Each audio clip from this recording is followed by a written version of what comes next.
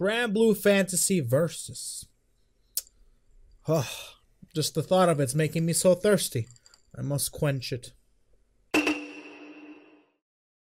Long time no see, ladies and gentlemen. Welcome back to some more videos, and today we're going to be talking about more Granblue Fantasy Versus.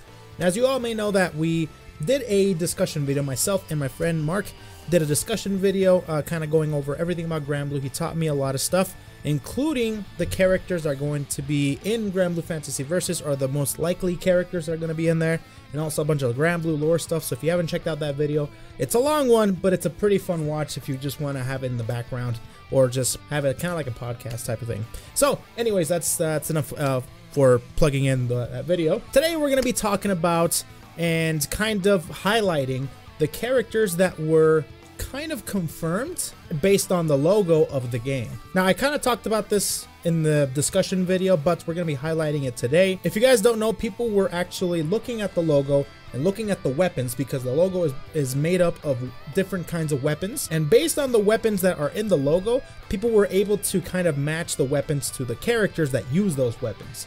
And based on that, there might be a possibility that the characters that have the weapons in the logo are basically going to be in the game. We've seen that with Fairy, with Luane, with Gran. Those characters are in there, so more than likely we're going to be getting these characters. And I kind of want to highlight these or put a spotlight on these characters, because there really isn't a video kind of discussing this or even talking about this. So I want to talk about it myself.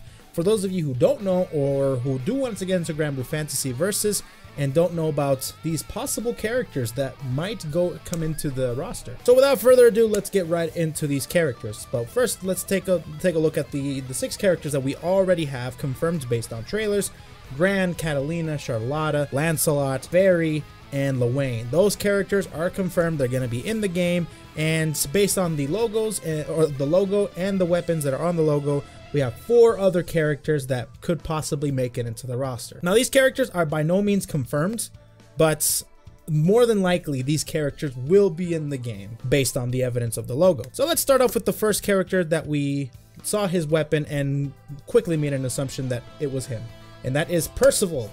Percival is I think he's in the in the same group or the regime that Lancelot does, or like he's part of a group where Lancelot is in there.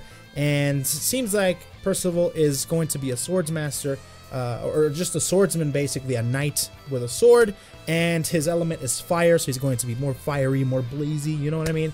And based on his look and everything, we were talking about this in the discussion video, is that he might be similar to Kai from Guilty Gear. Now, Guilty Gear is a very, it's similar to like the look of Granblue right now, using the same engine and the same graphics and such and the same animations. So more than likely that character will kind of fit very well with Percival's archetype. So there might be some similarities between the two of them. He could have a bunch of different projectiles similar to how Kai has. Instead of some lightning projectiles, it'll be fire projectiles. He'll be able to use his sword for different maneuvers and such. Of course, slashing and hacking and slashing away and such. I think that would be a pretty fun archetype for this game, having Percival in here. I mean, there has to be some sort of a swords person that's not Gran, of course, and Gran seems to be kind of leaning towards the swordsmaster of the game, but I think Percival would be perfect for that role. And look at him, my god, he's a sexy man. He's a fuckboy. I mean, I'm no expert on handsome men, but look at him. That dude is eye candy to anybody that is crooked or straight. I don't care what anyone has to say. Oh boy, good one. Good one. The second character that I'm about to say is one that I am personally very, very excited about, because I've wanted a character like this, and we were discussing this in the discussion video, that this is going to be a very interesting archetype of a character if she does go into the game, and that is Matera. Matera is it seems like she looks, at first sight, she looks sort of like a goddess type of thing, similar to Artemis from Fate Grand Order. She is basically a girl that was raised in a village, and this village had this crazy bow and arrow that is super powerful, and she's supposed to take up this bow to become the guardian of the village. But as I learned from my round table of Granblue experts, she just took the bow and she bounced. What a bitch. Of course, there might be a lot more behind that. I haven't played the story or haven't gotten to her story yet. I'm working on that currently right now. But for the most part, aesthetically and the look of the character, I feel like I'm going to be very happy with this character and possibly maybe main her if she's in the game. She's going to be a bow and arrow character, and I love bow and arrow characters. I've always played them in every game, with the exception of Yukari from Persona 4 Arena Ultimax, just because I didn't really play that game too much, but if I kept playing that game, I'd play Yukari in a heartbeat. And speaking of Yukari, I think that would be a great character to compare, to give Matera a little bit of a more ranged tool set, where you can just shoot arrows or shoot magic and kind of put stuff on the screen, so people can the people will have to maneuver around these things to be able to get closer to them, thus giving us a zoner.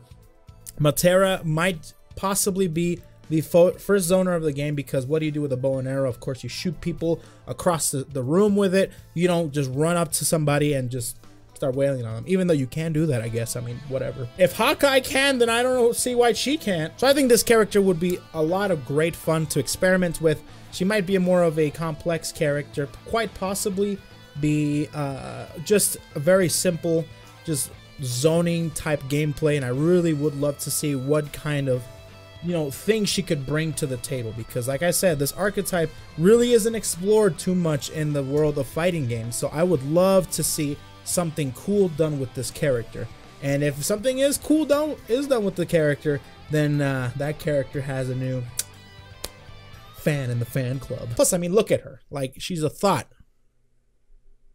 Sometimes I just love my thoughts. Next one we're going to be talking about is, of course, the character that is going to appeal to a very niche audience, but you know what, if you like this, whatever. That is Zeta. So she wields what seems to be sort of a lance type of weapon, where it has a cross up top. It's like really weird. It's similar to I want to say like a halberd. So it'll be more of a long range poking game, I feel like, just because it's a lance, it's a halberd. So she'll be able to slice from like mid screen. She'll be able to kind of swing around, similar to like Killick, or maybe even what's her name, Songmina from Soul Calibur 6. She could possibly have that type of gameplay, having more poking based moves and having more of a mid-range presence, more than just a rush down staff type. Now, like I said, these archetypes could be completely flipped from what I'm saying them right now, but based on how she does and how she looks, she might be more of a mid-screen like poking character, where she just pokes you like crazy and tries to keep you out as much as possible. Nonetheless, Zeta looks pretty cool aesthetically in my opinion, but the weapon looks so weird to me. I don't know why. That just looks really strange to me. It just looks like, I guess it's a halberd, so it's whatever, but yeah. Last but not least of the confirmed characters that we have in Granblue Fantasy Versus, based on the logo, is Vaseraga. And to be honest, I think I'm gonna like this character. If you want to make a comparison to this character to another character, the closest thing that I can get to is Guts from Berserk. And if you don't know who Guts is, shame on you. I haven't even watched the show, and I know who Guts is. But the archetype of the character is what really interests me the most, just because his look is awesome as well. It reminds me a lot of King Hassan from Fate Grand Order. And if you guys don't know how my feelings are for King Hassan, oh my god. The first Hassan is the best Hassan ever. Just look up that character and you will instantly fall in love. So Vaseraga gives me a similar like aura to him in a way. I mean, probably not as badass or as old as Hassan, the first Hassan, but Vaseraga does have those elements to him, where he just breathes like super edginess, super badassness about him. So like I said, they could really do some cool things with this character, because from what I hear, this character is actually really fast in the mobage. So based on the look, this character looks like a little bit more of a slow-paced type of like a Juggernaut type character with a lot of super armor and such, because not only does he look the part, but he actually like has the part because he doesn't feel any pain. And there's no other better like special attribute to a character that doesn't feel pain than super armor. So that would be crazy to be able to get a super fast super armor character.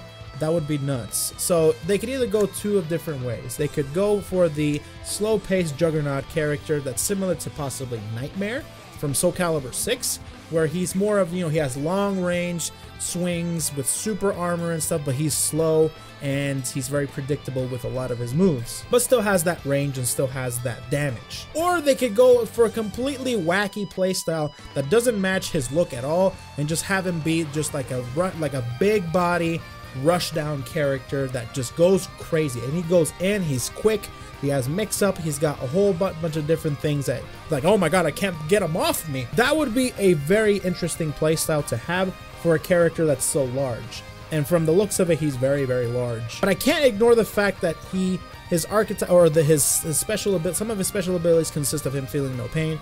So having super armor is more than likely to be a very, very big thing with this character, unless they don't go with the super armor route and they just have him be rushed down and have him just do some crazy stuff. All in all, I really would like to see this character have some really cool and unique, interesting things. I want to see all of these characters have unique, interesting things that, these characters, I want them to be different from every other character from the roster, because from what it seems like, it's more than likely that we are going to get these characters and have other characters be like injected into the game later on, which means that we might have a small roster at first, which I don't mind really, but as long as each character are different and interesting and very fun, then I don't mind that at all. And there you have it. Those are the characters that we saw in the logo based on their weapons that are possibly going to be making it into the game.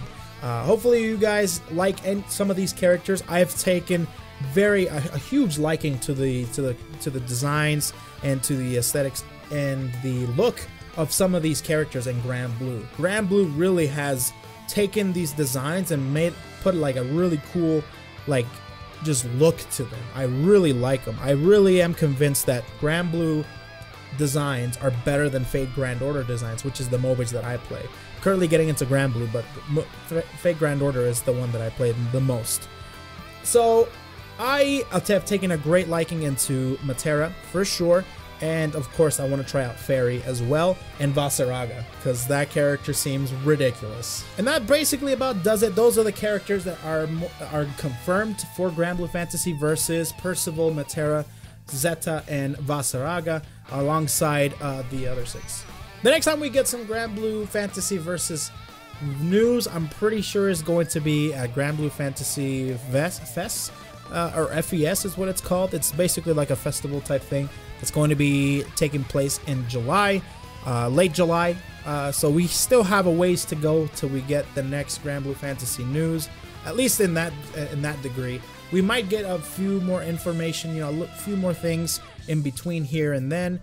But for the most part, we still are a ways to go before we get any more information on Granblue Fantasy Versus. Anyways, I appreciate you guys for watching. I want to thank everybody for clicking on the video, and I also want to thank, of course, my little circle, my little group of Granblue Fantasy experts for them to be helping me out with a few things about the Granblue Fantasy world.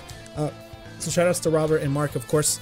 And also, that's going to be it for me today, boys and girls. Follow me on Twitter if you guys want to know anything about me or the channel. If you guys have any questions about Granblue Fantasy Versus or any ideas for the game, let me know and we can make a video on it.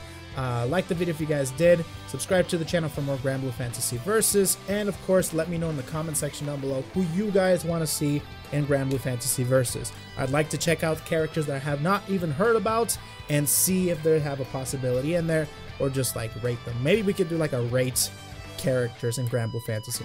I'm getting ahead of myself. Appreciate you guys clicking on the video. We'll see you guys later.